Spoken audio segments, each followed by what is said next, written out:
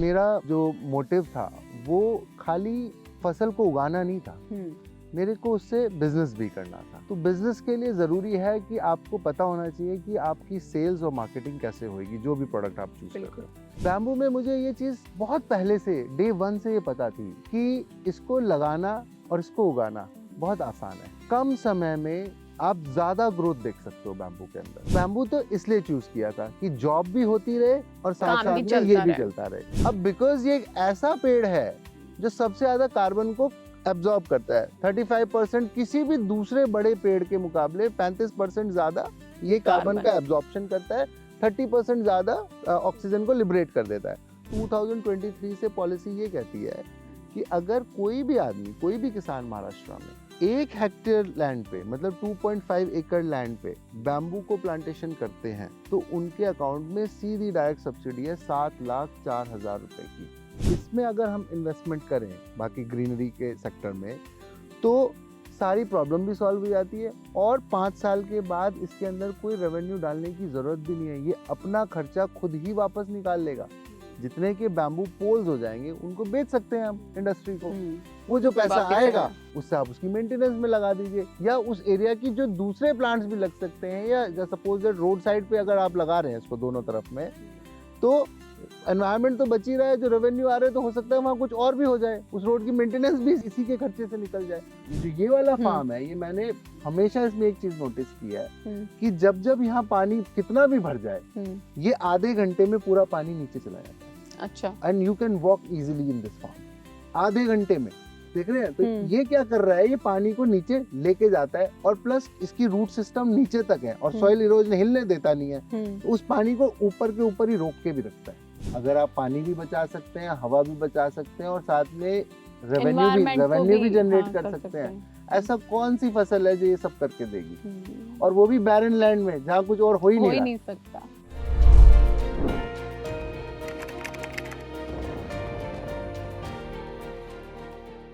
अन्य क्षेत्रीय पॉडकास्ट का ये एपिसोड टेलीकास्ट हो रहा है बागपत से, और इस समय मैं हूँ बागपत का एक गांव है जिसका नाम बताया जाता है अग्रवाल मंडी टटीवी। और इस गांव में मैं एक ऐसे फार्म पर हूँ जहाँ लगी है एक ऐसी फसल जिसे एक बार लगा लो आप और फिर 70, 80, 90 साल तक कुछ नहीं करना, हर साल करोड़ों रुपए कमा सकते हैं। जब मैंने ये बात सुनी थी तो हैरानी बहुत मुझे भी हुई थी, आपको भी हो रही होगी मेरी इस बात को सुनकर। लेकिन इस हैरानी के साथ जो जो सवाल आपके मन में आ रहे हैं ना, वो उन सारे सवालों के जवाब आगे आपको इस पॉडकास्ट में मिलेंगे, क्योंकि मेरे साथ आज इस पॉडकास्ट के मेहमान हैं अनुतोष, और उन्होंने इंजीनियरिंग छोड़कर इस खास फसल की खेती शुरू करी है। क्या है ये फसल और क्या है अनुतोष वर्मा की कहानी, ये इस पॉडकास्ट में आप जानेंगे। अनुतोष, बहुत स्वागत है आपका किसान तक पे, हमारे खास पॉडकास्ट में अन्य क्षेत्र। इस पॉडकास्ट में हम किसान के पास जाकर उससे बात करते हैं, उसकी खेती को देखते हैं, जानते हैं और समझने की भी कोशिश करते हैं ऑन ग्राउंड। तो और जो मैं आपके फार्म पर आई हूँ ना, तो मतलब एकदम ऐसे कहना चाहिए मुझे दिल बाग बाग हो उठा है। फसल से ज़्यादा इसकी वाइब इतनी प्यारी लग रही है कि मतलब रहना भी, आना भी सुकून है, और जो पैसा आ रहा है वो तो माशाल्लाह कमाल ही है। तो जितना मैंने जाना, आपके बारे में पढ़ा, आप इंजीनियरिंग कर रहे थे, अच्छी खासी जॉब कर रहे थे, बहुत बढ़िया पैसा कमा रहे थे, उसके बाद फार्मिंग में आ गए।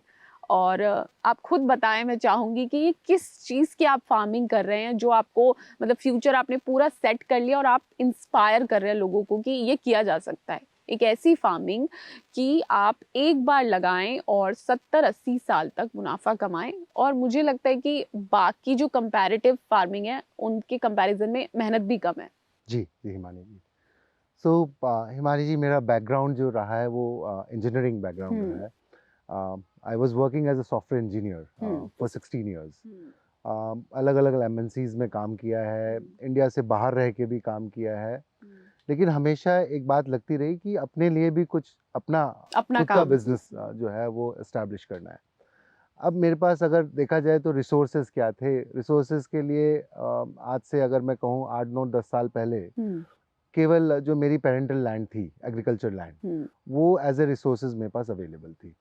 सो तब मैंने सोचा कि क्यों ना इस रिसोर्स को यूटिलाइज किया जाए। इस पेरेंटल लैंड को यूटिलाइज करने के लिए मैंने अलग अलग एग्रीकल्चर बिजनेस को स्टडी किया। अच्छा। बैम्बू उसमें से एक था, बाकी थे जैसे कि ग्रीन हाउसेस थे, पॉली हाउसेस स्टडी किया, हाइड्रोफोनिक्स, एरोफोनिक्स, मशरूम को भी स्टडी किया, और vegetable processing, pulp processing, orchid farming, so ये सब स्टडी किया। स्टडी भी इन द सेंस कि अलग अलग यूनिवर्सिटीज़ में गया, क्योंकि मेरे पास कोई भी अपना एग्रीकल्चर या फार्मिंग बैकग्राउंड नहीं था। इवन दो लैंड थी लेकिन बैकग्राउंड कुछ भी नहीं था। फैमिली में भी कोई खेती नहीं कर रहा कोई था, नहीं करता सब था, जॉब में। सब जॉब में थे। इवन मेरे फादर भी जॉब में थे। तो वो सब क्योंकि करना था तो मैंने थ्योरेटिकली पहले पढ़ाई की। पहले पढ़ा कि फसल कैसे लगाते हैं, क्या क्या इश्यूज आते हैं, किस किस वेदर में क्या फसल लगनी चाहिए, फर्टिलाइजर्स क्या होते हैं, उनके क्या मायने हैं, कब कब उनकी नीड होती है, कैसे उसको मेजर करते हैं। तो फॉर्चुनेटली इंडिया में अगर देखा जाए तो रिसर्च में इंडिया में एक ही सेक्टर है जहाँ पे सबसे अच्छी या one of the best in the world research होती है, दैट इज एग्रीकल्चर सेक्टर। तो उसका मैंने फ़ायदा उठाया। सो मैं अलग अलग एग्रीकल्चर यूनिवर्सिटीज़ में गया, अच्छे प्रोफेसर्स हैं, उन सब से मिला, उन सब से हेल्प मांगी कि किस तरीके से उनकी गाइडेंस के थ्रू क्या क्या स्टडी करना चाहिए, कहाँ कहाँ से करना चाहिए, तो वो सब किया। और साथ ही साथ में हिमानी जी, बिकॉज मेरा जो मोटिव था वो खाली फसल को उगाना नहीं था, मेरे को उससे बिजनेस भी करना था। तो बिजनेस के लिए ज़रूरी है कि आपको पता होना चाहिए कि आपकी सेल्स और मार्केटिंग कैसे होएगी, जो भी प्रोडक्ट आप चूज कर रहे हो। तो मैंने ये जितने भी स्टडी की है, इन सब में मैंने वो रिसर्च भी की कि कमोडिटी मार्केट क्या कहती है इंडिया की, इन सारे एरियाज में कितना इंपोर्ट इंडिया जो है आज की डेट में कर रहा है, कितना एक्सपोर्ट हो रहा है, क्या बिजनेस वैल्यू आती है, तो और क्या वैल्यू एड्स हम इसमें ऐड ऑन कर सकते हैं, कितनी तरह की इंडस्ट्रीज इसमें काम कर रही हैं, कितना स्कोप है नए प्लेयर का आने के लिए, क्या क्या प्रॉब्लम्स हैं, उन प्रॉब्लम्स के क्या क्या सॉल्यूशंस हो सकते हैं। तो ये सब सारे ही बिजनेस एरियाज को स्टडी करने के बाद और साथ ही साथ ये भी देखना था, क्योंकि मेरा ये पहली बार चांस था और मैं फेल नहीं हो सकता था, क्योंकि अगर एक बार फेल हुए तो फिर वापस एग्रीकल्चर में आना बड़ा ही, या उसी एरिया में वापस आना बड़ा मुश्किल रहता है, दोबारा से रिस्क लेना। वो तो फेल होने से ही वो कहानी आती है कि 2008 में आई थिंक आपने जॉब करना शुरू किया एज इंजीनियर। उसके बाद 16 साल तक नौकरी की, और ये ख्याल उन दिनों आता रहा कि कुछ अपना करना है। फिर आपके पास ज़मीन थी, एक एसेट जिस पे इन्वेस्ट किया जा सकता है, तो आपने फार्मिंग का सोचा, आपने स्टडी किया, ये कहानी अभी पता चली। अब आता है वो पॉइंट जब आप डिसाइड करते हैं कि ठीक है करूंगा फार्मिंग करूंगा। फिर मैं ये भी पूछूंगी कि बैम्बो क्यों, हालांकि फायदे इतने दिख रहे हैं कि क्यों नहीं, बैम्बो का कोई जवाब नहीं है। अब इसमें एक आता है कि अब आप जॉब छोड़ रहे हैं, लाइक आपके पापा हैं, फैमिली है, वाइफ है, फैमिली है, तो वो क्या कहानी थी? कोई तो एक मीटिंग बैठी होगी कि यार कल से जॉब छोड़ रहा हूँ और फार्मिंग कर रहा हूँ, तो वो कुछ याद करके बताइए किस्सा। That is the important turning point I think, कि फैमिली का सपोर्ट नहीं मिला तो आदमी इधर चला जाता है ना, तो वो कहानी भी जानना चाहेंगे। सो क्योंकि इनिशियली तो हिमानी जी मुझे खुद पे भी ये भरोसा नहीं था कि क्या मैं रेगुलरली इस काम को कर पाऊंगा। तो मैंने क्या किया, 6-7 साल पहले से इसकी स्टडी मैं और ज़्यादा इन डेप्थ जाके स्टडी मतलब नौकरी करते रहे और स्टडी भी करता रहा। वीकेंड्स पे मैं अलग अलग जगह जाता था, देखता था कि जहाँ पे ये ऑलरेडी फार्मिंग हो रही है। इंडिया पूरा घूमा, इंडिया से बाहर भी गया, वहाँ पे भी देखा कि किस तरीके से बैम्बू का जो है वो बिजनेस जो है वो फ्लरिश होता है। वो एक पॉइंट कब था कि बैम्बू को देखना शुरू करा, स्पेसिफिकली बैम्बू, क्योंकि आप सब कुछ स्टडी कर रहे थे?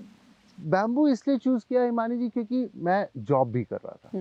अगर मैं उस टाइम पे जॉब नहीं कर रहा होता तो हो सकता है मैं आज बैम्बू नहीं कुछ और बिजनेस कर रहा होता। बैम्बू में मुझे ये चीज बहुत पहले से डे 1 से ये पता थी कि इसको लगाना और इसको उगाना बहुत आसान है। कम समय में आप ज्यादा ग्रोथ देख सकते हो बैम्बू के अंदर। तो वो मुझे लगा कि अगर मैं कुछ पहली बार कुछ स्टार्ट कर रहा हूँ एग्रीकल्चर सेक्टर में, तो ये चीज़ मेरे को एक बूस्ट देगी, एक कॉन्फिडेंस देगी कि आगे चल के मैं कुछ और भी करना चाहूँ तो कर सकता हूँ, क्योंकि पहला स्टेप जो है वो सक्सेसफुल होने के चांसेस ज़्यादा बन जाते हैं, प्रोबेबिलिटी ज़्यादा है उसमें। तो बैम्बू तो इसलिए चूज किया था कि जॉब भी होती रहे और साथ काम भी साथ में ये चलता भी रहे, चलता रहे, ट्रायल भी होता रहे। एग्जैक्टली बहुत सारे लोग ऐसे होते हैं जो जिनके पास अभी इंडिया में एग्रीकल्चर लैंड अवेलेबल है और उनका जो प्राइमरी सोर्स ऑफ इनकम है वो एग्रीकल्चर नहीं है। एग्जैक्टली। तो ऐसे मैं उसी कैटेगरी से आता हूँ। तो ऐसे लोग जितने भी अब आज की डेट में जो भी अवेलेबल हैं, जिनके पास लैंड अवेलेबल है, मैं तो ये कहना चाहूंगा उन सबको, अगर मैं कर सकता हूँ, जिसके पास कोई भी एग्रीकल्चर नॉलेज नहीं थी, तो अगर मैं कर सकता हूँ तो बाकी लोग भी कर सकते हैं। तो ये है। दूसरा, जहाँ फैमिली का सपोर्ट आया, क्योंकि जब बैम्बू चूज किया, बहुत सारी स्टडी की, कई साल ग्रो भी कर दिया और दूसरों के यहाँ भी ग्रो कराया। ये नहीं था कि खाली अपना ही ग्रो किया। अराउंड 100 एकर्स यहाँ आसपास की जो लैंड थी, यहाँ 100 एकर्स के अंदर हमने बैम्बू लगवाए दूसरों के यहाँ भी। मतलब तो लोगों ने कहा कि हमारा भी लगवा दो। लोगों ने देखा कि अच्छा फसल हो रहा है, उनके पास समय नहीं है कुछ और फसल करने का, जो लीज पे लैंड देके रखते हैं उसमें भी कुछ खासा कमाई नहीं होती है। तो उस तरह से लोगों ने देखा, उनको लगा कि अगर इनका हो सकता है तो हमारा भी हो सकता है। तो हमने उनकी भी हेल्प कराई, उनको भी सैपलिंग्स दिलवाए, उनको भी बताया कि किस तरीके से क्या क्या प्रैक्टिसेस होती हैं। प्रैक्टिसेस फॉलो करना ज़रूरी है। अब क्योंकि मैंने स्टडी कर ली थी तो मैंने उनको बताया, तो उनके यहाँ पे भी बैम्बू अच्छे से हो गया। तो ये 3 साल में ये सब चलता रहा। उसके बाद कुछ इंडस्ट्रियलिस्ट भी आए, इंडस्ट्रियलिस्ट के पास भी लैंड होती है अपनी, और उनको पहले से पता था कि बैम्बू की क्या क्या प्रॉपर्टीज हैं और क्या पोटेंशियल बन सकता है बैम्बू में फ्यूचर में इंडिया में। तो उन लोगों ने देखा कि हाँ, एक फार्म जो है ये अच्छा चल रहा है, तो उन्होंने भी हमसे हेल्प मांगी, हमने उनकी भी हेल्प की। तो फिर धीरे धीरे करके ये चीज़ जो बिजनेस है ये आगे बढ़ा, बढ़ रहा था। कंसल्टेंसी भी स्टार्ट हुई, प्लांटेशन जो सैपलिंग्स हैं वो भी जाने लगे हैं। तो ये करके ये रहा कि जो एरिया था बिना किसी मार्केटिंग के, क्योंकि जॉब में था और I was not supposed to do my marketing at that time, बता नहीं सकते कि मैं ये कर रहा हूं। वर्ड ऑफ माउथ की मार्केटिंग थी। किसी ने बता दिया कि वहाँ बागपत में कोई कर रहा है या दिल्ली साइड में कोई कर रहा है, तो आते थे लोग, मेरे से बात करते थे, देखते थे और फिर वो भी स्टार्ट करते थे। तो ऐसे करते करते अराउंड 300 एकड़ में 3 साल के अंदर हम लोग सक्सेसफुली बैम्बू को दिल्ली में ही, केवल दिल्ली के आसपास, क्योंकि तब फोकस कहीं और था भी नहीं, तो यहाँ पे हमने उसको ग्रो कर दिया। उसके बाद जाके जब फैमिली को लगा कि हाँ, कि ये अनुतोष जो है वो कर सकता है आगे जाके इस काम को, इसका इंटरेस्ट भी बना हुआ है, 6-7 साल से लगा भी हुआ है और कुछ एक्सटर्नल बिजनेस आ भी रहा है। तो जब मैं खुद तो डरा हुआ था पूछते हुए कि क्या मैं स्विच करूं, बिकॉज जॉब भी बहुत अच्छी थी। मैं आपको बताऊं, मैं बहुत ही अच्छी पोजीशन पे काम कर रहा था। I was working as a associate director position, एक बड़ी टीम थी, ग्लोबली मेरी टीम बैठती थी, अच्छे इंजीनियर्स काम करते थे, अच्छी सैलरी भी थी, अच्छी लाइफ चल रही थी। लेकिन अगर फुल फ्लैश किसी बिजनेस में आना है, कोई काम करना है, तो आप दोनों चीज़ों में एक साथ फोकस नहीं कर सकते हो। मैंने आपको बताया कि मैं अपनी मार्केटिंग भी तक नहीं कर पा रहा था, मैं अपनी कोई कंपनी भी ओपन नहीं कर पा रहा था अपने नाम पे। तो अगर छुप छुप के तो बिजनेस नहीं होता है। तो वो एक था पॉइंट कि हाँ, क्या मैं अब कंप्लीटली स्विच कर सकता हूँ। And I was really very surprised to know my family support, my wife and my father. उन लोगों ने तुरंत ही बोला कि हाँ, ये अच्छा मूव लग रहा है, क्योंकि आप अगर पिछले 6 साल से लगातार एक काम को कर रहे हो और वो एक्सपेंशन पे भी जा रहा है, तो you should go ahead and do this. They have seen your passion. Yeah, I was passionate about. I'm still passionate about bamboo. और प्रॉफिट भी फिर दिखने लगा।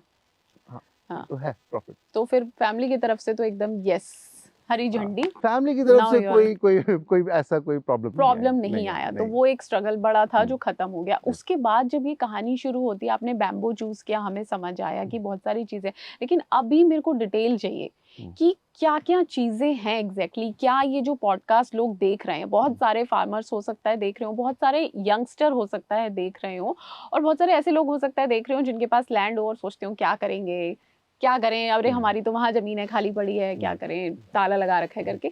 तो क्या क्या उन्हें मिल सकता है बैम्बू लगा के? क्या मैं आपकी बातें सुन के थोड़ी सी जमीन खरीद के बैम्बू लगा लूं? क्या कोई भी अदर फार्मर लगा ले ये? इसके इफ्स एंड बट्स क्या हैं? क्योंकि जितना हमें समझ आता है, किसी भी फसल के लिए क्लाइमेट चाहिए, एक पर्टिकुलर ये कि बीज कहाँ से मिलेंगे या जो सैपलिंग होती है इन केस ऑफ बैम्बू वो कहाँ से मिलेगा, खर्चा कैसे आएगा और क्या नॉलेज, मतलब हाउ टू स्टार्ट, अगर आप ये थोड़ा सा बता पाएं, क्योंकि आपने रिसर्च की और हमारे साथ जितना मेरा एक्सपीरियंस रहा है ना किसानों से मिलने का, उनके पास नॉलेज होती है जो वो करते करते सीखते हैं। They don't know so many things like जो साइंटिफिकली होती हैं, उनके पास पढ़ाई की कमी होती है। जो लोग पढ़ लेते हैं वो नौकरी कर रहे हैं। You are a great example कि पढ़ने के बाद आप खेती कर रहे हैं, क्योंकि लोग वापस नहीं आते खेती करने के लिए पढ़ाई के बाद। तो हाउ टू स्टार्ट, जो भी लोग देख रहे हैं, और क्या फायदा होगा? सी मानी जी, मैं एग्रीकल्चर में 2 फैक्टर्स देखता हूँ एंड आई थिंक सबको यही देखना भी चाहिए। पहली चीज तो एग्रीकल्चर सेक्टर में it's a very scientific thing to do. Yes, core chemistry होती है। बिल्कुल। कौन सा फर्टिलाइजर डालना चाहिए, कब डालना चाहिए, वो आपको कितना? पता होना चाहिए। किस फर्टिलाइजर में क्या क्या न्यूट्रिएंट, माइक्रो न्यूट्रिएंट किस तरीके से चलेंगे, कितना पानी जाना चाहिए, नहीं जाना चाहिए, लाइटिंग का क्या इफेक्ट होता है, आपके साथ ह्यूमिडिटी का क्या इफेक्ट होता है, ये सब आपको स्टडी करना पड़ेगा। It's a core science. Add on इसके कभी ज्यादा बारिश हो जाए, क्योंकि हम एक ग्लोबल वार्मिंग की थ्रेट भी Yes, झेल रहे हैं, yes. सर्दियां देर से आने लगी हैं, कम हो गई हैं, बारिश ज्यादा हो जाती है कई बार, तो दैट इज कि वो बैम्बू के साथ क्या है, वो सारी चीजें। तो बैम्बू के दूसरा फैक्टर भी मैं पहले रखना चाहूंगा कि दूसरा फैक्टर होता है कि एग्रीकल्चर इज अ बिजनेस। अगर आप कोई चीज उगा रहे हैं तो ये आप ही की रिस्पॉन्सिबिलिटी है उसकी सेल्स भी और मार्केटिंग भी करना, राइट? तो अगर वो नहीं करेंगे तो डेफिनेटली आपका प्रॉफिट शेयरिंग जो होगा वो कम हो जाएगा आपके एंड पे। आप अगर वो और वैल्यू ऐड कर देने लगेंगे उसको तो वो प्रॉफिट जो है वो बढ़ने लगेगा। तो ये फैक्टर्स मुझे शुरू से मालूम थे। अब बैम्बू के केस में आते हैं। बैम्बू अगर कोई नया, जैसे आपने बोला कि आप एक लैंड खरीद के परचेज करके बैम्बू लगाना चाहें, बिकॉज क्योंकि ये लॉन्ग टर्म क्रॉप है। हाँ। ये ऐसा नहीं होगा कि आपने कुछ टाइम के लिए कोई लैंड लीज पे ली है और ठीक है 2 साल 4 साल लिया, बिकॉज 5 साल के बाद तो यील्ड ही आनी शुरू होगी। तो 5 साल का तो वेटिंग लॉकिंग पीरियड आ जाता है। लेकिन 5 साल के बाद 5 से लेके 60 70 80 साल तक, जब हम ये बात करते हैं 60 70 80 साल, इट मींस कि आप अपने लिए नहीं कर रहे हो, जनरेशंस के लिए आप अपनी नेक्स्ट जनरेशन और नेक्स्ट टू नेक्स्ट जनरेशन के लिए भी करोगे इस चीज को।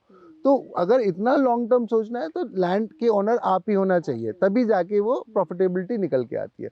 या फिर अगर लीज की बात करी जाए तो लीज भी लॉन्ग टर्म में आनी चाहिए कि कम से कम 15 साल 20 साल या 25 साल की लीज लोगे तो जो आपकी मेहनत है वो वापस आपको रिटर्न हो पाएगी।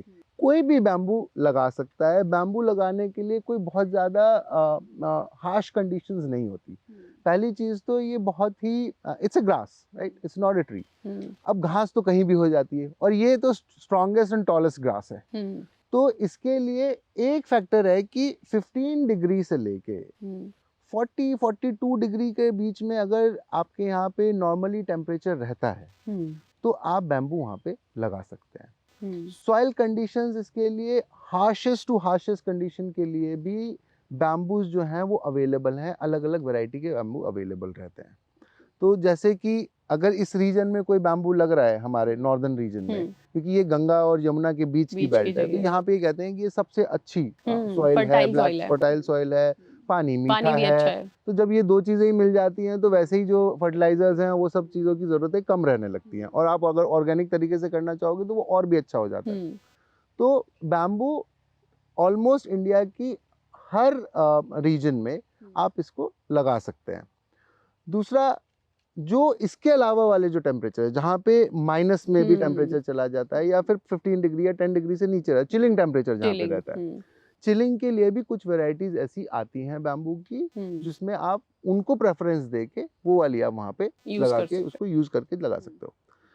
हम लोग जो फार्म डिजाइनिंग करते हैं वो हाई डेंसिटी पे करते हैं। हाई डेंसिटी का कहने का मतलब ये है कि जिस तरीके से एक जंगल में तो किसी ने नहीं देखा ना कि यहाँ से 15 बाई 15 पे लगाना है, 15 बाई 2 पे लगाना है। हो सकता है कहीं पे 15 बाई 20 पे भी लग रहा हो या 15 बाई 15 पे लग रहा है या फिर कहीं पे 2 बाई 2 पे भी लग गया है कि 2 पेड़ एक साथ ही लग गए हैं और वो एक कुछ टाइम बाद लगेगा कि वो एक ही पेड़ पेड़ है निकल के। बैम्बू में ऐसे ही होता है, जैसे आप घास का होता है, घास के कितने सारे तिनके लगाए जाते हैं, लेकिन एक समय आता है कि आप लगता है कि सब वो पूरी mix की हो पूरी जाता है। घास एक जैसी है। तो बैम्बू इज अ ग्रास, इसके अंदर राइजोम होता है, नीचे राइजोम सारा कनेक्टेड हो जाता है।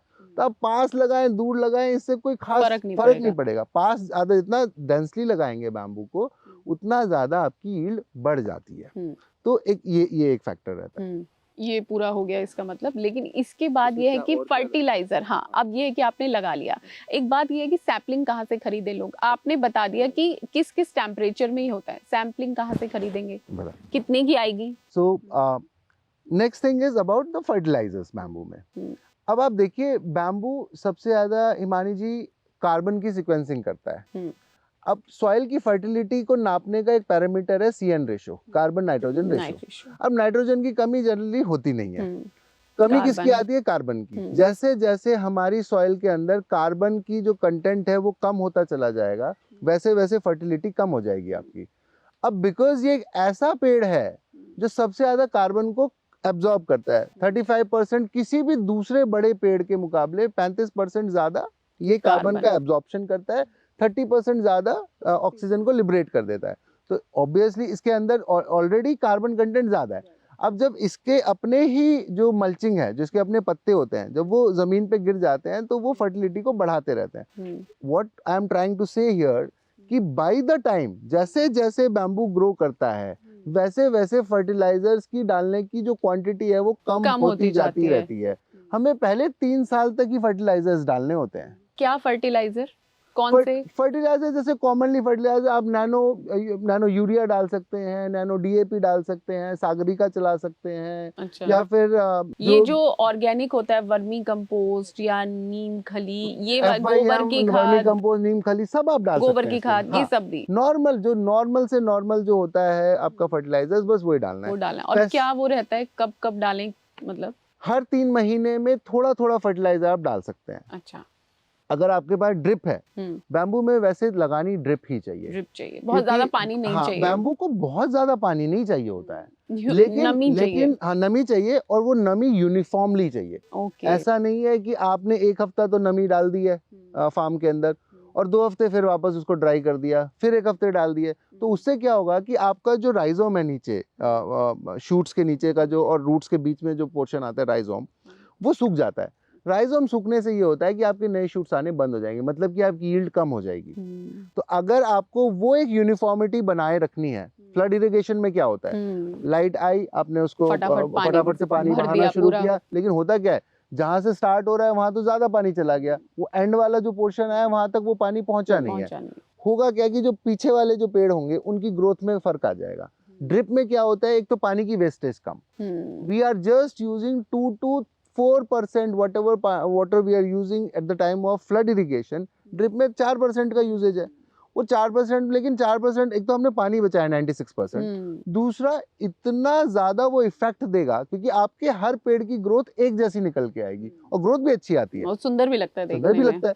तो ये एक फैक्टर आता है। तो फर्टिलाइजर्स की कॉस्ट जो है मानी जी बैम्बू के केस में बहुत ही कम होती है, इसीलिए जो फर्स्ट ईयर की जो कॉस्टिंग है वो थोड़ी ज्यादा होती है, लेकिन सेकंड ईयर से जो कॉस्टिंग आती है, वो मेंटेनेंस जो है वो बहुत ही ड्रास्टिकली डिक्रीज हो जाता है। अगर आप दूसरी क्रॉप्स के कंपैरिजन करोगे, दूसरे किसी भी क्रॉप से इसको, तो उस कंपैरिजन में तो ये हार्डली 10 to 15% ही उतना आपका कॉस्टिंग आएगी, खर्चा आएगा, अदरवाइज कोई खर्चा नहीं आएगा।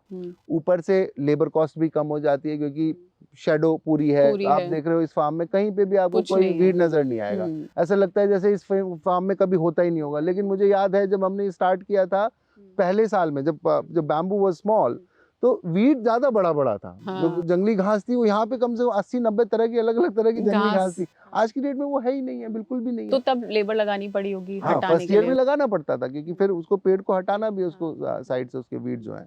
तो सैपलिंग कहाँ से लेंगे लोग? सैपलिंग्स देखिए, इसके सैपलिंग्स इंडिया में अराउंड मोर देन 50 लैब्स हैं अभी। सैपलिंग्स 3 या 4 तरीके से बनती है बैम्बू की। एक हो गया आपका राइजोम्स के थ्रू, दूसरा सीड्स के थ्रू, तीसरा टिश्यू कल्चर के थ्रू, और एक तरीका और होता है, उसमें डायरेक्टली आप आई बडिंग के थ्रू भी निकाल सकते हैं। कुछ ही बैम्बू वैरायटीज ऐसी हैं जो उसमें काम करती हैं, लेकिन मेजरली ये 3 रहती हैं। अब 3 में क्या होता है कि हर बैम्बू, इंडिया में अराउंड 136 वैरायटीज का बैम्बू ग्रो होता है इंडिया में आज की डेट में। इन 136 में से जो कमर्शियली ग्रो हो रहा है अभी, वो अराउंड 30 वैरायटीज के करीब है। और जो इंडस्ट्रियल डिमांड है वो अराउंड 16 वैरायटीज की है। तो अगर देखा जाए तो हमें फोकस 136 पे नहीं करना, ओनली 16 वैरायटीज पे फोकस करना है। अब इन 16 वैरायटीज में होता क्या है कि कुछ वैरायटी जो ऐसी हैं, जैसे कि बालकुआं का जो सीड है वो या तो मिलना ही बड़ा मुश्किल है या फिर है ही नहीं। आप ये मान के चलिए कि ओवरऑल अगर हम बोला जाए तो बालकुआं का सीड नहीं मिलता। अच्छा। तो बालकुआं में हमारे पास एक ही ऑप्शन बचता है, दैट इज हम जाए टिश्यू कल्चर पे। अगर सैपलिंग आएगा तो टिश्यू कल्चर का सैपलिंग आएगा। कुछ वैरायटीज हैं जिनकी अबंडेंस में अवेलेबिलिटी है, इंडिया में भी है, इंडिया के बाहर भी है। जो सीड क्वालिटी है वो इंडिया के बाहर की ज्यादा बेहतर है, तो वो वाली ज्यादा हमें कोशिश करनी चाहिए। जो इंडिया से बाहर से जो सीड्स जो आते हैं और फिर उनके थ्रू जो सैपलिंग पौध जो तैयार की जाती है वो वाली आपको अवेलेबल हो। और तीसरा राइजोम के भी कुछ ऐसे प्लांट्स होती हैं, ऐसी वैरायटीज हैं जिनके केस में ये दोनों काम नहीं करती पहले वाली। तो उसमें क्या करना होता है, जो एग्जिस्टिंग एक पेड़ है उसी को बीच में से निकाला जाता है, उसको डिस्ट्रॉय किया जाता है, उसका एक शूट निकाला जाएगा, उस शूट को कहीं और लगाएंगे, उसको ग्रो करेंगे और तब जाके वो फिर एक नया पेड़ बन जाएगा। उसमें फिर मल्टीपल शूट्स फिर आने शुरू हो जाते हैं। अच्छा। ये हो जाता है राइजोम के थ्रू। सैपलिंग्स जनरली इसी तरीके से अवेलेबल है, गवर्नमेंट नर्सरीज भी अवेलेबल है, प्राइवेट सेक्टर में भी अवेलेबिलिटी है। अब आप चाहे तो हम लोग भी, मेरी कंपनी भी, हम लोग भी प्रोवाइड करते हैं सैपलिंग्स को, गुड क्वालिटी सैपलिंग्स। और क्या कॉस्ट रहती होगी सैपलिंग, एक कॉस्ट किसी भी एक अलग अलग वैरायटी का, और बल्क में अगर कोई प्रोक्योर करता है उसके ऊपर भी डिपेंड करता है। लेकिन आप ये समझिए कि अराउंड 65 रुपी के करीब से जाके स्टार्ट होती है एक अच्छा क्वालिटी का सैपलिंग, और 120 130 रुपी तक जनरली। ये जो 16 वैरायटीज मैं आपको बता रहा हूँ, ये इन सब के लिए ये एक ब्रैकेट रहता है। कोई बल्क में प्रोक्योर करेगा तो डेफिनेटली एक स्कोप है, कम हो जाएगा। हाँ, तो सैपलिंग खरीद ली, फर्टिलाइजर पता चल गए, ड्रिप से आप इसको पानी लगाएं और छोड़ दें। उसके बाद आती है अब कमाई की बात। तो एक चीज जो आप मुझे पहले भी कह रहे थे ऑफ द रिकॉर्ड, कि हमने ये बात तो की है कि बैम्बू है और एक ऐसी चीज है जिससे आप 70-80 साल तक फायदा ले सकते हैं। लेकिन one thing important is like जो पेशेंस की हम बात कर रहे थे कि इनिशियल 5 इयर्स कुछ नहीं, ये हमें मेंटली प्रिपेयर होना पड़ेगा कि 5 साल तक कुछ नहीं करना है, सिर्फ उसे ग्रो होने देना है। और जो बैकग्राउंड आप हमारे पास देख रहे हैं, ये 3 साल की ग्रोथ है बैम्बू की। ठीक है, तो अगर अब एक हिसाब किताब हम देखें कि 1 एकड़ से बात करते हैं, मोटा मोटा 1 एकड़ में बैम्बू लगाने का खर्चा कितना आता होगा 5 साल में, जो भी हमने लगाया शुरू से लेके लास्ट तक?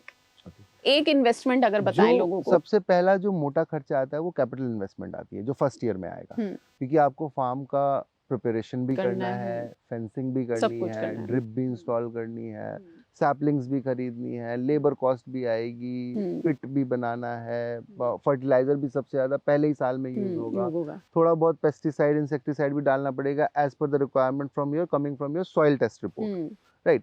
तो जो पहले साल का खर्चा अगर हम सारा कुछ मिला के देख लें, और अगर इसमें हम कंसल्टेंसी भी इंक्लूड कर दें, तो अराउंड हिमानी जी 1.75 लाख से लेके 2.75 लाख के बीच में एस्टिमेट निकलता है पर एकड़ फॉर द फर्स्ट ईयर जी। तो 2.25 लाख से लेके 2.25 लाख के बीच का खर्चा आता है पर एकड़ का, उसमें सब कुछ इंक्लूड रहता है। लेकिन नेक्स्ट ईयर से जो रिकरिंग कॉस्ट बनेगी वो बहुत ही ड्रास्टिकली कम हो जाती है, वो आ जाएगी लगभग 50,000 से लेके 60,000 रुपया पर ईयर। और तीसरे साल चौथा साल जैसे आएगा तो ये और कम हो जाएगी, क्योंकि फिर ना तो कंसल्टेंसी की जरूरत रहती है, ना ही फर्टिलाइजर की इतनी कोई खासा जरूरत रहती है, तो ये और भी घट के 20-25 हजार रुपया पर ईयर ही पर एकड़ का कॉस्टिंग आ जाती है।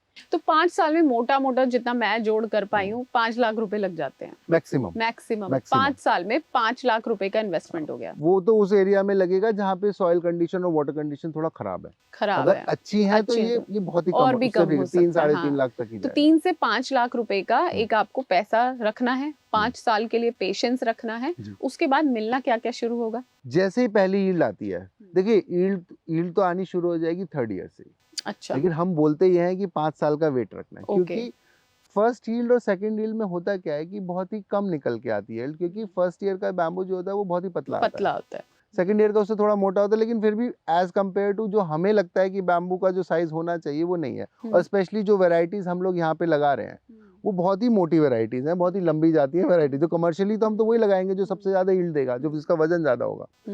तो जो मेन वैरायटी निकल के आती है वो आती है 5th ईयर की यील्ड में। ओके, 5th ईयर की यील्ड कम से कम भी आपके पास 1 एकड़ में लगभग 80 टन के करीब अगर आप हाई डेंसिटी पे लगाते हैं तो 80 से लेके 100 सवा 100 तक आ जाएगी, जितना भी आपका उसके अंदर जितनी फार्मर जो भी है उसमें मेहनत कर रहा है। अगर रेगुलरली पानी दे रहा है, फर्टिलाइजर्स का दे रहा है, दवाइयों का ध्यान रख रहा है, लगती कम है लेकिन जरूरत तो ध्यान पड़ती है रखना ना। है, ऑन अभी टाइम अगर होना चाहिए। बरसात आपने बोला ज्यादा हो जाए तो क्या होगा, फंगस आएगी, फंगस इफेक्ट आएगा, तो अगर आप उस पर ध्यान नहीं दोगे तो जो भी बरसात के शूट्स आएंगे वो सब डिस्ट्रॉय हो जाएंगे। तो वो सब अगर ध्यान दे रहे हैं तो लगभग आप ये मानो कि एवरेज 80 से लेके 100 टन के बीच में आएगी। आज का रेट है मिनिमम, अगर आप इसको कूड़े के भाव में भी दे देते हैं कि बिल्कुल ही वेस्टेज, बिल्कुल गार्बेज रेट में जा रहा है, तो 5.5 ₹5.5 का रेट है, ₹5.5 क्या पर केजी का रेट पर है। केजी? तो अगर उस हिसाब से देखेंगे तो लगभग 5 लाख 5.5 लाख पर एकड़ का जो इनकम है वो जनरेट हो सकती है, जो कि 5 आपने साल कुछ के बाद। सोचा ही नहीं है। यस, अगर कुछ सोच के किसी इंडस्ट्री के साथ टाई अप हो जाएगा, तो वो बढ़ जो जाएगी। मैंने पढ़ा थोड़ा बहुत कि अगरबत्ती इंडस्ट्री के लिए ये बहुत है, फर्नीचर भी तो बनता ही है बैम्बू फर्नीचर से। देखिए इसकी अलग अलग इंडस्ट्रियल यूजेस हाँ, हैं, ये टिम्बर में यूज होता है, हाँ, टिम्बर को रिप्लेस टिम्बर को, करेगा ये डेफिनेटली एक हाँ, दिन टिम्बर को हाँ, रिप्लेस। दूसरा ये टेक्सटाइल इंडस्ट्री में भी इसका यूजेज है, फार्मास्यूटिकल इंडस्ट्री में भी इसका यूजेज है। अब तो हम इसे कई जगह स्टील की तरह भी रिप्लेसमेंट में यूज करने लगे। आप देखोगे कि बैंगलोर एयरपोर्ट पे एक बड़ा चंक जो इसका एंट्रेंस है, इंटरनेशनल एयरपोर्ट जो है बैंगलोर में, वो बैम्बू से बना हुआ है। अच्छा, तो सोचिए कि उसमें कितना स्टील यूज होता, हमने उसको रिप्लेस करके बैम्बू से रिप्लेस कर दिया। ऐसी बहुत सारी अलग अलग स्ट्रक्चर्स हैं, बिल्डिंग्स हैं जो आजकल कंप्लीटली बैम्बू से बनने लगी है। अब इंडिया में भी बनने लगे हैं वो स्ट्रक्चर्स, अच्छा, राइट। तो मतलब वो एरिया है रिलायबल है साथ वो में। Yes, bamboo structures? Definitely they are okay, reliable. Engineered bamboo करके यूज किया जाता है, तो 30-40 साल की एज भी है एक बैम्बू की। एक मेजर सेक्टर है energy. Energy is going to completely depend on bamboo in future. अभी आप देखेंगे क्योंकि अभी हमारे पास बैम्बू अवेलेबल नहीं है इंडिया में, अभी तो शुरू लेकिन हो रहा है। जैसे जैसे वो अवेलेबिलिटी बढ़ेगी, आप देखिए ना कि एनर्जी सेक्टर ही जो ड्राइव करता है। अभी भी आप देखेंगे कि सबसे ऊपर जो भी मेजर बिजनेसेस हैं वो सब एनर्जी सेक्टर से जुड़े हुए हैं। तो बैम्बू ही है जो नया, जो कहते हैं ना कि एक ग्रीन और कहते हैं biodiesel, bio petrol, bio CNG, इन सब में सबसे ज्यादा यील्ड बैम्बू की निकल के आती है। तो एनर्जी एक सेक्टर निकल के आ जाता है। तो फर्टिलाइजर्स भी इससे बनने लगते हैं क्योंकि कार्बन कंटेंट ज्यादा रहता है। तो ये सारे सेक्टर्स जो हैं वो बैम्बू के लिए फ्यूचर जो है वो डेफिनेटली है। बहुत सारे, मैं अलग अलग इंडस्ट्रीज के साथ काम करता हूँ, अलग अलग साइंटिस्ट के साथ मिलके हम काम कर रहे हैं।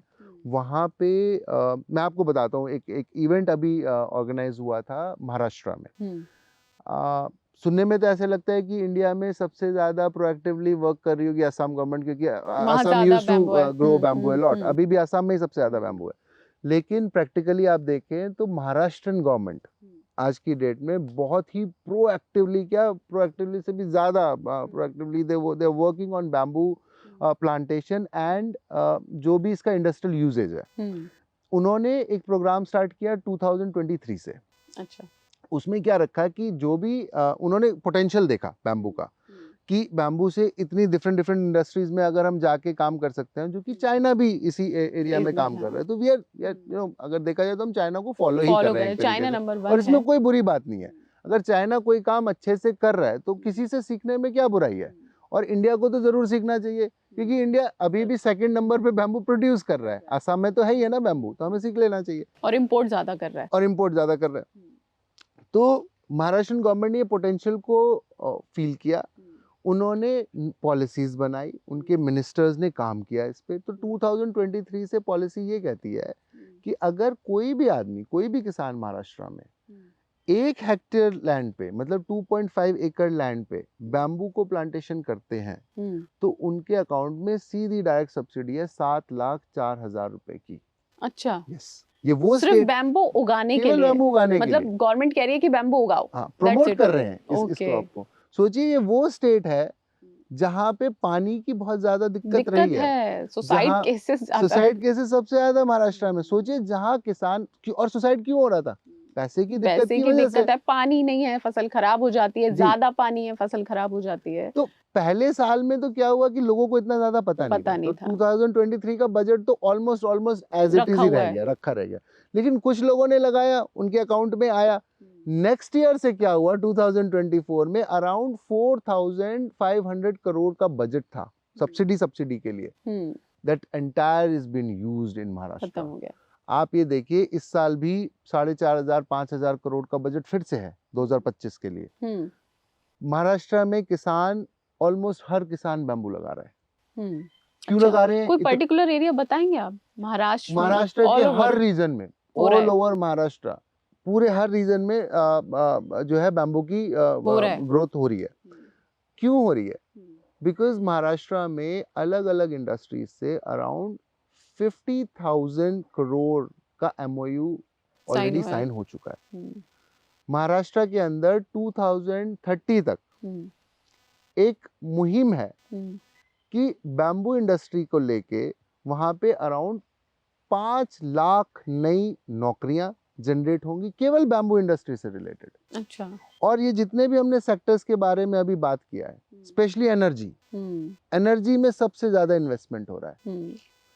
हिमानी जी, मैं आपको बताना चाहूंगा और आपके सभी दर्शकों को भी बताना चाहूंगा कि इंडिया आज की डेट में 200 billion barrel of crude oil हम इंपोर्ट करते हैं बाहर से। अब इंडिया में कंजम्पशन बहुत ज्यादा है और ये एक प्रॉब्लम भी है।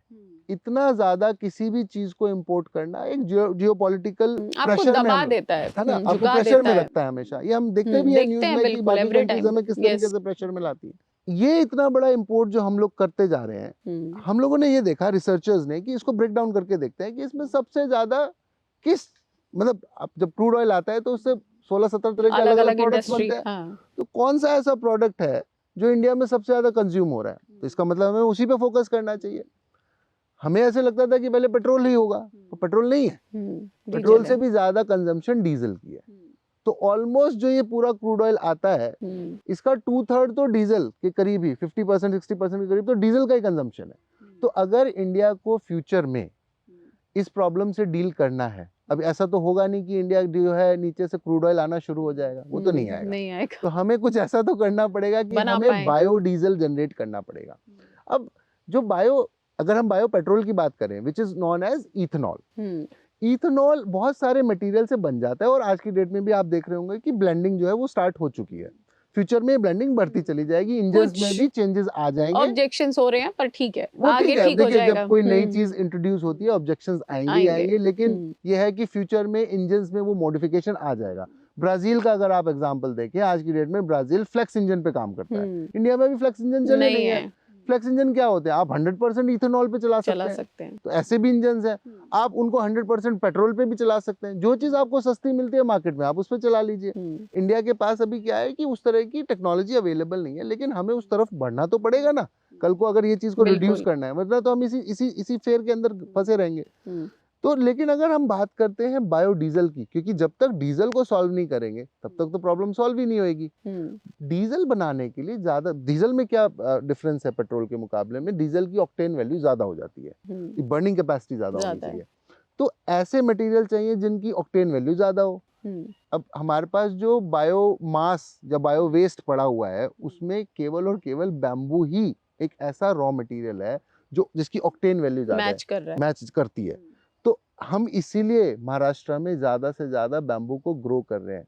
टारगेट हमारा ये है इंडस्ट्री का, या जितने भी लोग इसमें काम कर रहे हैं अभी, कि हम 2030 तक इंडिया में 600 बिलियन बैरल मीथनॉल बनाएं।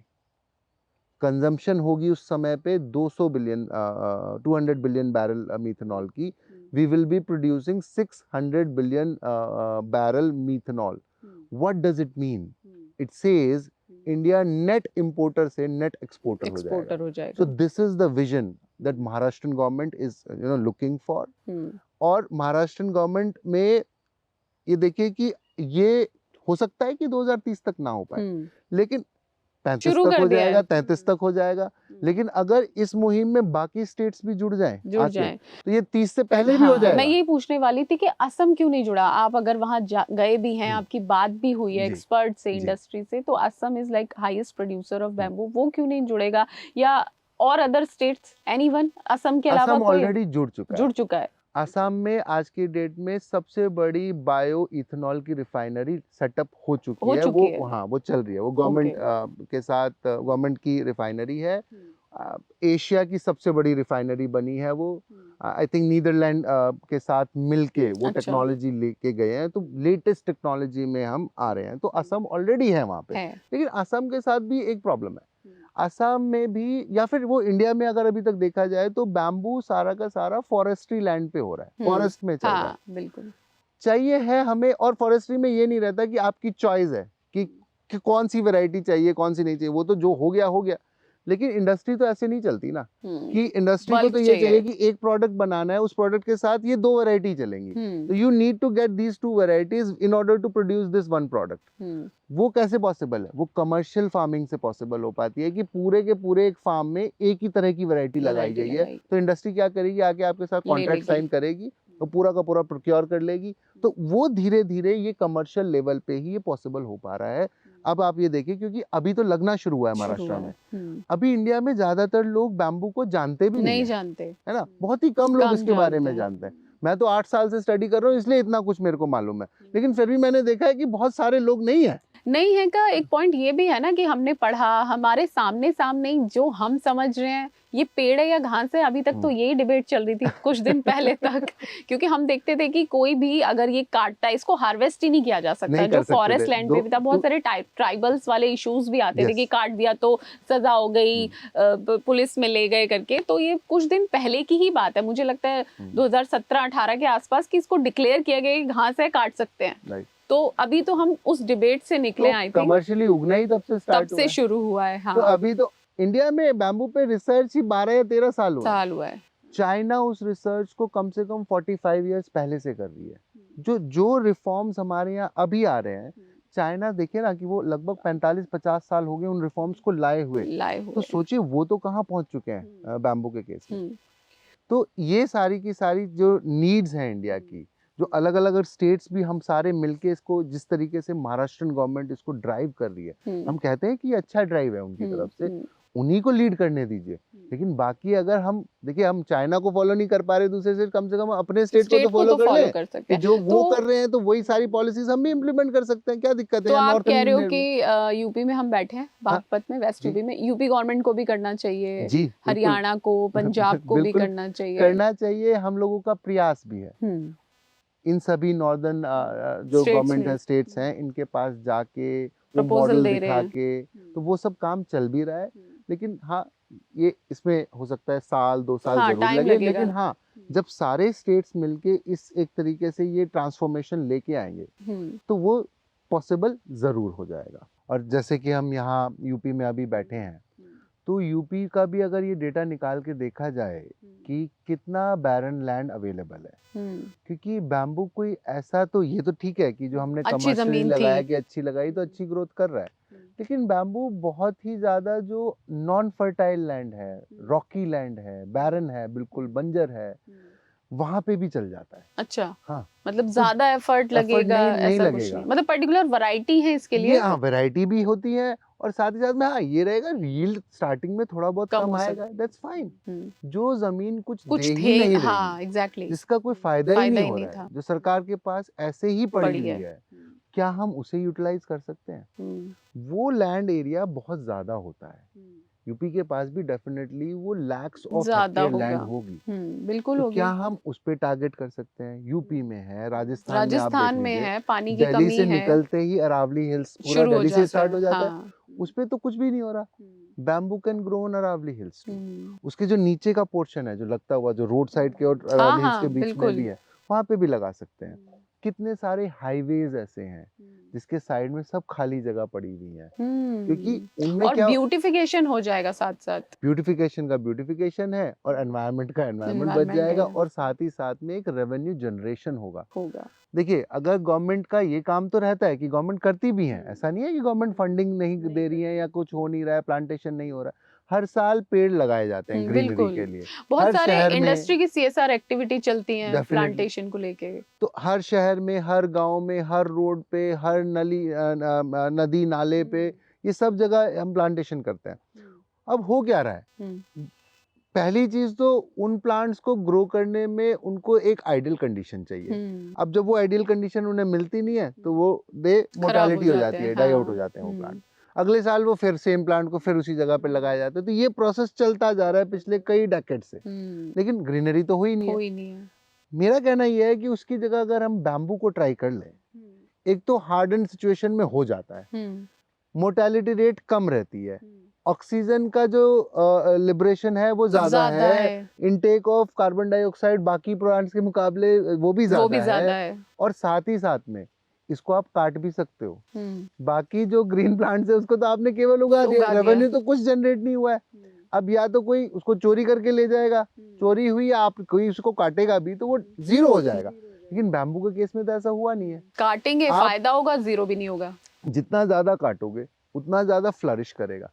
तो गवर्नमेंट को पास एक और ये ऑप्शन आता है कि इसमें अगर हम इन्वेस्टमेंट करें बाकी ग्रीनरी के सेक्टर में तो सारी प्रॉब्लम भी सॉल्व हो जाती है, और 5 साल के बाद इसके अंदर कोई रेवेन्यू डालने की जरूरत भी नहीं है। ये अपना खर्चा खुद ही वापस निकाल लेगा।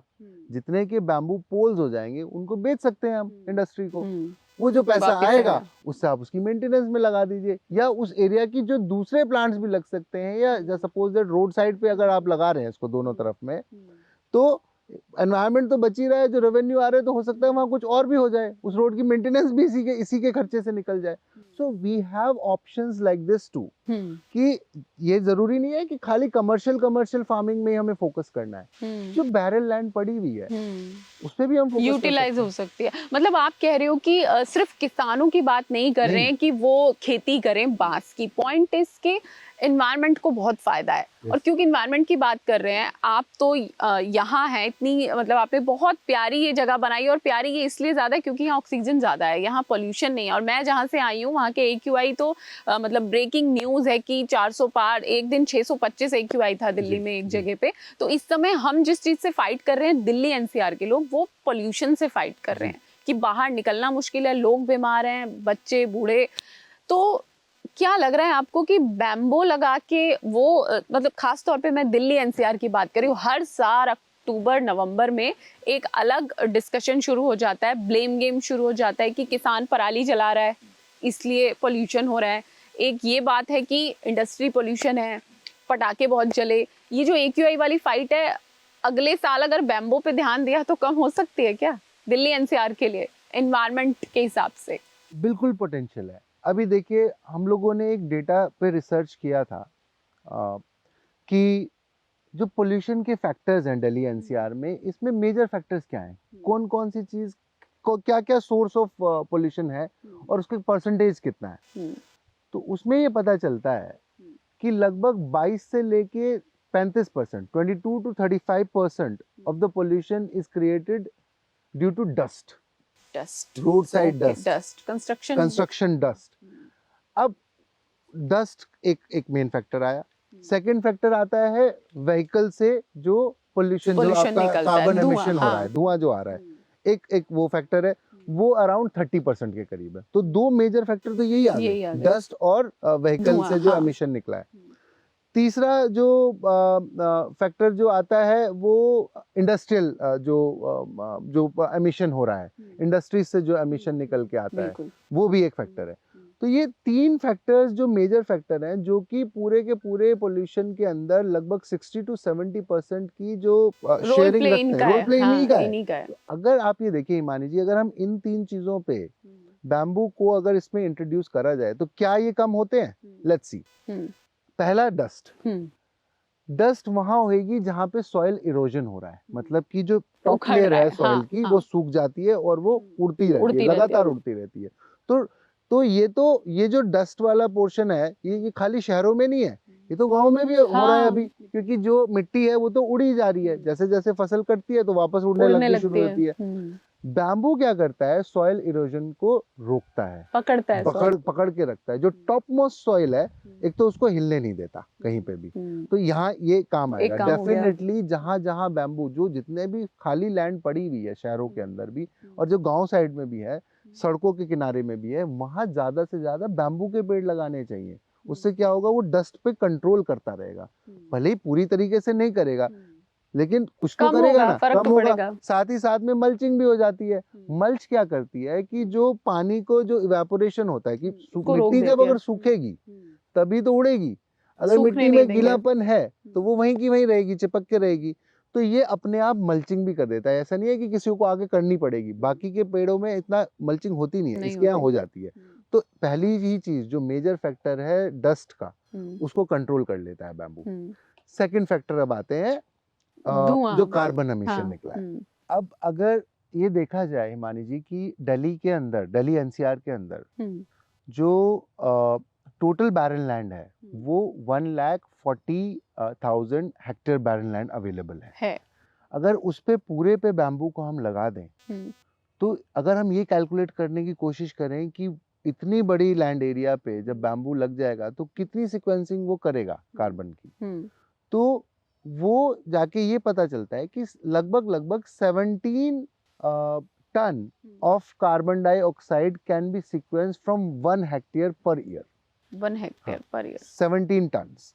तो टोटल जो 1,40,000 जो लैंड एरिया है, देखिए अगर मैं वो डेटा आपको बताऊं बिल्कुल, तो वो अराउंड 5 साल में 12 million tons of carbon dioxide can be consumed by bamboo।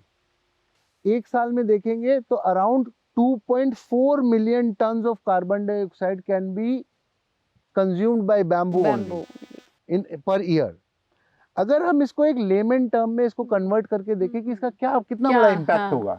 एक गाड़ी एवरेज, जो भी एक एवरेज कार है, वो around 4.6 tons of carbon dioxide per year जो है वो लिबरेट करती है। ठीक है, 4.6 टन्स। तो अगर टोटल देखा जाए कि ये जो 2.4 मिलियन जो कंजम्पशन कर रहा है, ये around 5.25 lakhs of car per year जितना एमिशन कर रही है वो कंज्यूम ये पूरा कंज्यूम कर सकता है। दिल्ली के अंदर अराउंड 21 लाख कार्स हैं अभी, और बैम्बू जो बैरन लैंड पे लगेगा वो 5.25 लाख कार का एमिशन कंज्यूम कर सकता है। तो आप ये देखिए अराउंड 20 to 25% ऑफ जो कार एमिट कर रही है कार्बन, उसको ये एब्जॉर्ब कर सकता है। तो इसके अंदर ये पोटेंशियल है कि खाली पड़ी हुई लैंड पे ही अगर लगा दिया जाए तो 25% तो जो पोल्यूशन है वो कंट्रोल कर सकता है ये। दूसरी चीज अगर देखी जाए कि ये तो रहा एयर पोल्यूशन के बारे में, हमारे पास एक और दिक्कत आ रही है। आपके मैंने पुराने पॉडकास्ट में भी सुना और बाकी पॉडकास्ट में भी, ये जितने भी जो रिसर्चर्स हैं वो हमेशा एक बात कहते हैं कि पानी की दिक्कत आने वाली है। बिल्कुल, पंजाब में खास तौर पे। यस, पंजाब में, दिल्ली में भी आ जाएगी कुछ टाइम बाद ये, क्योंकि जो जिस तरीके से ग्लोबल वार्मिंग बढ़ती जा रही है, हमारे ग्लेशियर्स नहीं बचेंगे, तो कुछ ना कुछ तो बचाना पड़ेगा। ग्राउंड वाटर हमारे ऑलरेडी सूखते जा रहे हैं अभी। जहां जहां बैम्बू का प्लांटेशन होता है, देखिए होता क्या है, जो रेन वाटर जो अभी आ रहा है, ये क्या हो रहा है, हम लोग कह रहे हैं कि हमारे शहरों में जो है रेन वाटर जो है वो पेनिट्रेट करके नीचे नहीं जा रहा क्योंकि कंक्रीट हो गया। मैं आपको ये बताऊं, गांव में भी नहीं जा रहा, फार्म्स में भी नहीं जा रहा, क्योंकि इतना केमिकल फर्टिलाइजर यूज हो रहा है, डाल दिया है कि नीचे क्रिस्टल्स बन गए, राइट। कहीं पोरिंग हो ही नहीं रही है, जगह ही नहीं बची है पानी को नीचे जाने के लिए। आप जनरली आप किसी भी फार्म में देखिए कि अगर अच्छी बारिश हो जाए, उस फार्म में कम से कम एक हफ्ते तक कोई चल नहीं सकता। क्यों नहीं चल सकता? क्योंकि पानी नीचे गया ही नहीं है, वो पानी केवल इवेपोरेट होता है, बारिश से आया, सन ने उसको वापस उड़ा दिया, जो नहीं होना चाहिए। That's the problem. बैम्बू ये वाला फार्म है, ये मैंने हमेशा इसमें एक चीज नोटिस किया है कि जब जब यहाँ पानी कितना भी भर जाए, ये आधे घंटे में पूरा पानी नीचे चला जाता है। अच्छा। And you can walk easily in this farm. आधे घंटे में। देख रहे हैं? तो ये क्या कर रहा है, ये पानी को नीचे लेके जाता है और प्लस इसकी रूट सिस्टम नीचे तक है और सॉइल इरोजन हिलने देता नहीं है, तो उस पानी को ऊपर के ऊपर ही रोक के भी रखता है। तो जो हमारी वाटर टेबल्स जो खाली हो गई है, देखिए पहले हम कहते थे कि इसी पर्टिकुलर रीजन में 20 फीट पे पानी था, 25 फीट पे पानी था, कि कुआं खोद दो तो वैसे ही पानी आ जाएगा। हाँ। आज की डेट में कुएं से तो आएगा ही नहीं, सबमर्सिबल्स लगे हुए हैं, बोरिंग करनी पड़ती है 120 फीट, और ये हर साल नीचे जा रहा है। ये क्यों जा रहा है? ये इसलिए जा रहा है, ऐसा नहीं है कि पानी नीचे चला जा रहा है, जो हमारी वाटर टेबल्स है नीचे की, जो ऊपर वाली वाटर टेबल्स है वो खाली होती जा रही है, क्योंकि जो ऊपर से फिलिंग तो हुई नहीं, जो नीचे वाली है उसे निकालते जा रहे हैं, उसको खाली करते जा रहे हैं। जब हम ज्यादा इस तरह की पेड़ लगाएंगे बैम्बू जैसे, तो जो ऊपर के वाटर टेबल्स हैं वो बढ़ने शुरू हो जाते हैं। तो जहां जहां बैम्बू की फार्मिंग होती है वहां पे वाटर लेवल बढ़ जाता है। वो बढ़ इसीलिए जाता है कि वो बढ़ता ये नहीं है कि नीचे से कोई पानी बढ़ जाएगा, वो रेन वाटर ही ऊपर से जाके ऊपर वाली वाटर टेबल्स को भर देता है और वो उसको रोक के रखता है। तो जो पानी का जो लेवल भी है समरसेबल, अब ऊपर वाली में आ गया तो ऊपर से आप उसको फेच कर सकते हो। तो ये डेटा ये बताता है कि अगर दिल्ली एनसीआर का जो बैरल लैंड है 1,40,000 हेक्टेयर लैंड, उसके अंदर per year 70.8 million metre cube per year इतना पानी हम वापस से नीचे डाल सकते हैं, बचा सकते हैं। अभी पानी होता कितना है? एवरेज अगर हम ये लें कि पर पर्सन 100 लीटर्स का कंजम्पशन पर डे हुआ अगर किसी भी आदमी का, तो वो जाके निकल के आता है 0.1 क्यूबिक मेट्रिक पर डे का कंजम्पशन एक पर्टिकुलर आदमी का है। तो अगर देखा जाए तो पूरे साल का कितना निकलेगा? 36.5 क्यूबिक मेट्रिक पर ईयर पर पर्सन। ये जो हम बता रहे हैं कि 5 साल के अंदर जो हमने पानी डाला है वो टोटल डल जाता है 354 million cubic metric water can be fed into earth, which can feed around 9.7 million people. Fresh water, मीठा पानी, तो हवा पानी सारा इंतजाम हो रहा है। अगर आप पानी भी बचा सकते हैं, हवा भी बचा सकते हैं और साथ में रेवेन्यू भी जनरेट कर सकते हैं। ऐसा कौन सी फसल है जो ये सब करके देगी? और वो भी बैरन लैंड में जहाँ कुछ और हो ही नहीं सकता। तो इतना बड़ा पोटेंशियल जो है बैम्बू के अंदर कवर अप करता है ये। गवर्नमेंट को ये थोड़ा इस पे ध्यान देने की जरूरत है कि क्या हम थोड़ी बहुत इन्वेस्टमेंट क्या इस पे भी डाल सकते हैं नेशनल बैम्बू मिशन के थ्रू मिलके, जिसके अंदर सेंट्रल गवर्नमेंट से बहुत बड़ी एड भी मिलती है। तो ये अगर नॉर्दर्न रीजन में जो गवर्नमेंट्स डिफरेंट स्टेट्स हैं, ये सब मिलके अगर हम काम करें, तो ये जो पोल्यूशन की प्रॉब्लम हम अभी देख रहे हैं और जिसका कोई सोल्यूशन अभी हमें नजर आ ही नहीं रहा। देखिए, ऐसा नहीं है कि गवर्नमेंट इसके बारे में वरीड नहीं है। दिल्ली गवर्नमेंट भी जितना हो पा रहा है वो कर रही है, पिछली गवर्नमेंट भी कर रही थी, अब वाली भी कर रही है, लेकिन ये प्रॉब्लम इतनी बड़ी होती जा रही है कि इसका सोल्यूशन बहुत जरूरी है। मैंने कुछ रिपोर्ट्स पढ़ी है कि ह्यूमन एज जो है वो अराउंड 8.2 इयर्स कम होती जा रही है। बिग डेटा जो दिल्ली एनसीआर में रह रहे हैं उनके अगर इस पे ध्यान नहीं दिया तो हो सकता है लोग यहाँ दिल्ली में बस 60 साल ही जी पाएं। एवरेज एज जो रहेगी दिल्लीइट्स की वो 60 इयर्स के करीब रहेगी। Most of the people want to live Delhi for a better living. कुछ तो करना पड़ेगा। मेरा ये कहना ये है कि बैम्बू इस इतनी बड़ी प्रॉब्लम को एटलीस्ट 20% 25% इसका एक सॉल्यूशन बन सकता है। हमें ये जरूर ट्राई करना चाहिए एटलीस्ट उन लैंड एरियाज पे जो अभी किसी यूज में नहीं है।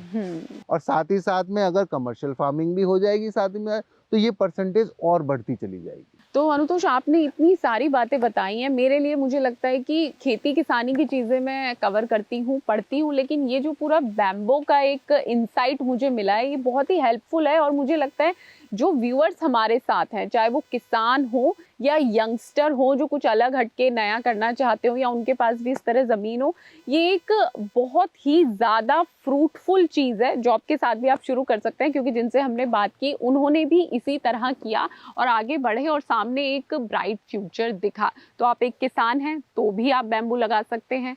अगर आप एक यंगस्टर हैं, कुछ नया करना चाहते हैं, कहीं से ज़मीन है आपके पास या खरीद सकते हैं, तो भी आप ये कर सकते हैं। और सबसे अच्छी बात ये है कि अभी बहुत कम लोग ये कर रहे हैं और इस चीज़ के बारे में लगातार जागरूकता फैलाई जा रही है। और ये सिर्फ ये चीज़ नहीं है कि फल लगेगा और आपको मार्केट में बेचने जाना है, फिर एमएसपी की लड़ाई करनी है, सही दाम की लड़ाई करनी है, ऐसा कुछ नहीं है। इसमें बहुत कुछ है। इसमें मुझे लगता है अगर आप शुरू करते हैं तो अपनी कमाई बढ़ाने से ज़्यादा एक सोशल वर्क है कि आप एनवायरनमेंट को भी दे रहे हैं। वो कहते हैं ना, आप जितना लें प्रकृति से उतना उसे दे पाएं, तो ये वैसा फील भी आपको देगा और इतनी खूबसूरत जगह आपके लिए तैयार हो जाएगी। अगर कोई सवाल जो मैं नहीं पूछ पाई, आप ज़रूर कमेंट करिएगा। अनुतोष हमारे साथ मुझे लगता है जुड़े रहेंगे और कमेंट का जवाब भी देंगे। आप देखते रहिए किसान तक। अगले एपिसोड में फिर मुलाकात होगी एक ऐसी ही हस्ती के साथ।